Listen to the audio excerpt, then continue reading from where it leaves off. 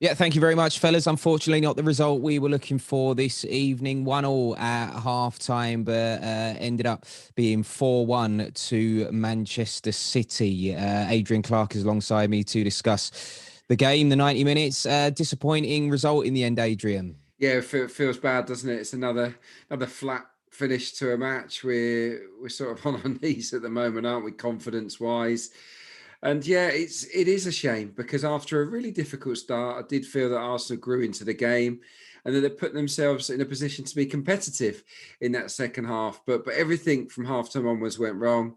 Martinelli going off straight away was a blow, I think, for the team clearly because he was our best player in the first half, and then that calamitous error really from the goalkeeper Runarsson for the second goal. It just knocked the stuffing out of the team. What you want though is probably a slightly better reaction. You want the players to sort of dust themselves down and go again. But what we saw was the players, I think a culmination of what's gone on over the last few weeks. I think everyone did start to feel a little bit down in the dumps, and from that moment onwards, City were in cruise control. Sadly. Yeah, I mean, we were talking about it in the pre-match show. Obviously, we really need to turn around this run of recent results that we find ourselves stuck in. It puts the Chelsea game now on Boxing Day, on the horizon, and that one's even bigger now, isn't it? Yeah, it was. Look, they're two tough fixtures. When you're out of form, as Arsenal are at the moment, they're not the kind of fixtures you want or need. But it is what it is, and you have to roll up your sleeves. These are professional footballers that are, they're paid well to produce the goods, and they have to summon up some courage and play with conviction, even though they're going for a really difficult time. They have to be brave. And against Chelsea, next time we see Arsenal, and a lot of the players will be different, of course, for that game. I want to see players being bold and asking for the ball, demanding that they get onto the ball and make things happen. The worst thing that can happen in this situation is players go into their shell and hide and pass the buck and just play the safe pass. You need to be courageous when times are tough, and that is what I'm looking for from the team against Chelsea. It's a high pressure game, but look, football at the highest level is about pressure. It's about handling the pressure, and this group have to deal with it. Yeah, it's there in abundance at the moment. Right. I think we should sink our teeth into what we've learnt from tonight's performance then. And the first thing can only really be about this man. Martinelli's return will inject some much needed energy into our all round play. I think we can see some tweets and social media as well. Lock Mike 23 says Martinelli is a beast. We need to get this kid in the side regularly ASAP. And we've got one here from Bashir who just says Martinelli has really improved. It's just that lack of match fitness. I pray he doesn't go back to being injured. I'm guessing that one might have come through before he was subbed off. But Adrian, Nigel was saying, obviously we don't know until he's been assessed properly, but Nigel was saying he doesn't think that it's serious. I mean, this is just pure speculation, I should say. Yeah, we don't know, do we? But I would have thought it's an impact injury. It might have been a bit of swelling. It might mean that he's ruled out of the Boxing Day game. If you get a swollen ankle and you can't play, it's simple as that. You can strap it up if it's got minor swelling, but it's not ideal with a lot of games in a row. So yeah, I suspect he might miss the Chelsea game, but beyond that, hopefully he'll be available. And I think tonight he showed what we've missed. That it's not just energy, it's quality, it's dynamism, it's an attitude. He plays with the mindset that I wish all the Arsenal players had. That hunger to win and to compete for every loose ball and to be positive every time they have it. He's brave. He's courageous. I don't think you'll see Gabriel Martinelli shy away from things. He always wants to take the ball by the horns, and those are the qualities we need. For me, moving forwards, when he is fully fit, Martinelli would have to be in my first 11. Tierney would be in my first 11. Thomas Partey would be in my first 11. Saka would be in my first 11. The other, Gabriel, would be in my first 11. Leno. Beyond that, I mean, obviously Oba, if he's right, but beyond that, into next season, I think everything's up for grabs. But Martinelli and Saka are the best two young players at the club, in my opinion. And we have to do all we can to keep them happy, to keep them and to make them key men in our Premier League team. We'll have to see what happens with that. Let's have a look at the second thing that we've learned from tonight's performance then, and it is this. We need to regroup and focus on gaining points in the Premier League over a busy Christmas period.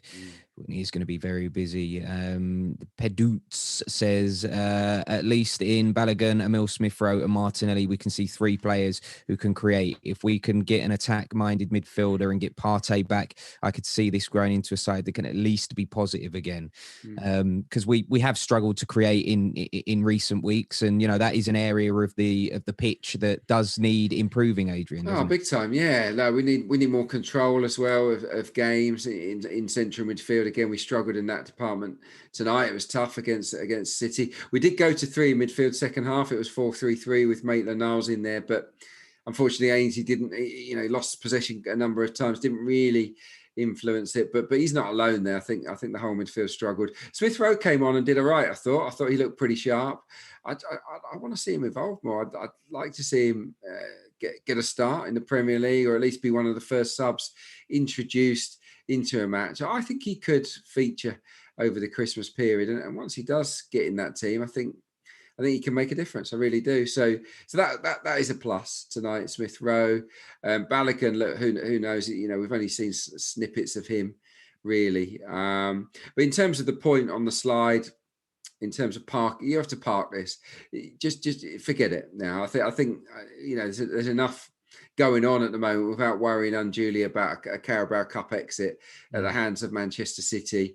I think we need to park this and just concentrate on the job in hand and go back to basics in the Premier League. It's about hard work. It's about grit, determination, teamwork, togetherness, all those qualities we need against Chelsea. And that could bring us a positive result and bring about the change that we're all looking for ahead of games that should be winnable on paper. But right now, every game is a challenge for Arsenal. Yeah, of course. The Chelsea one will kickstart.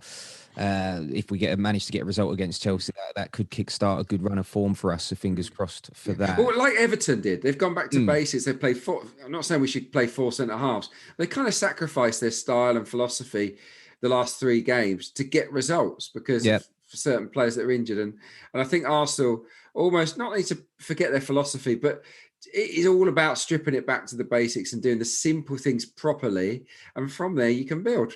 Of course. And I'm pretty sure, Adrian, Gooners around the world watching, and listening to this tonight would agree with you. Whatever gets 3 points on the board at the moment that can hopefully kickstart us into, garnering more points in the league and climbing up the table. We're desperate for it at the moment. Right, let's have a look at the third and final thing that we've learned from tonight's performance then.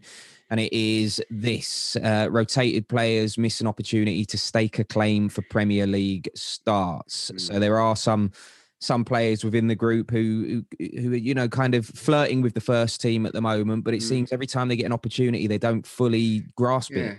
Yeah, look, there were a number of missed opportunities, I think, from the guys involved tonight, particularly in defence. I said ahead of kickoff that I was a little bit disappointed that it wasn't Pablo Mari and William Saliba in defence alongside Gabriel.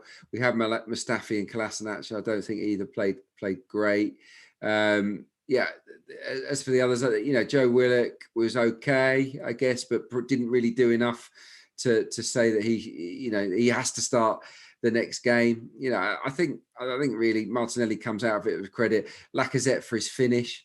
I think he's got a chance of usurping Eddie Nketiah for a spot up top at the weekend. But yeah, it was one of those games where you get your chance. And I don't think too many took it. Obviously, the keeper had a really difficult evening, and he'll be really gutted when he goes home tonight as well, I'm sure. So yeah, I feel sad really for the guys that have come into the team because ultimately they didn't take their chance. Yep. Adrian, thank you very much for your company this evening. As always, you'll be back alongside me for that massive game against Chelsea on Boxing Day. Make sure you join us. It's a 5:30 kickoff, so we'll be on arsenal.com and the app at around 5 o'clock, and we'll see you then. Take care.